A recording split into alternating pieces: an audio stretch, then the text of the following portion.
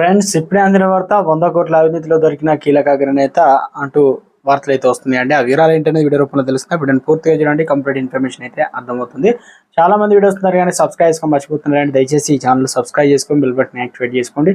ఇటువంటి latest update అందరికంటే ముందుగానే అందించడం జరుగుతుంది. చూస్తున్నారని లైక్ చేయడం మర్చిపోతున్నారని దయచేసి లైక్ చేయండి. లేట్ చేయకుండా వివరాలకు వచ్చినట్లయితే, చేపల పిల్లల బిడ్డింగ్ లో 100 కోట్ల అక్రమాలు జరిగాయని కమిషన్లకు అకృతి పడి దొడ్డిదారిన టెండర్ల ప్రకారం కాకుండా దొడ్డిదారిన కేటాయింపులు జరుగుతున్నాయని బీజేపీ ఓబీసీ మోర్చా రాష్ట్ర అధ్యక్షుడు ఆనంద్ గౌడ్ ఆరోపించారు. ఇటీవల రాష్ట్ర ప్రభుత్వం బిడ్లు పిలిచి అక్రమాలకు పాల్పడుతూ దొడ్డిదారిన కమిషన్లకు అకృతి పడి కాంట్రాక్టులు నచ్చిన వాళ్ళకి ఇస్తున్నారని నాంపల్లి బీజేపీ రాష్ట్ర కార్యాలయంలో గురువారం నిర్వహించినటువంటి మీడియా సమావేశంలో ఆయన మాట్లాడారు.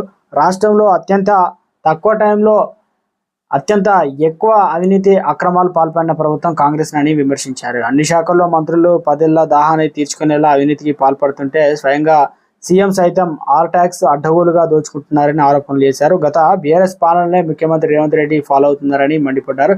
మత్స్యకారులను పూర్తిగా మర్చిపోయారని, వానలతో చెరువులు నిండుతున్నాయి, చేప పిల్లల పంపిణీ ఇంతవరకు ప్రారంభించలేదని ధ్వజమెత్తారు. రాష్ట్రంలో 26,357 చెరువులు కుంటలు ఉంటే కేవలం 85 కోట్ల చేప పిల్లలు విడుదలకు ప్రభుత్వం గ్రీన్ సిగ్నల్ ఇచ్చిందని, కనీసం 100 కోట్ల చేప పిల్లలు పంపిణీ చేయాలని ఆనంద్ గౌడ్ అయితే డిమాండ్ చేశారు. మొత్తం మీద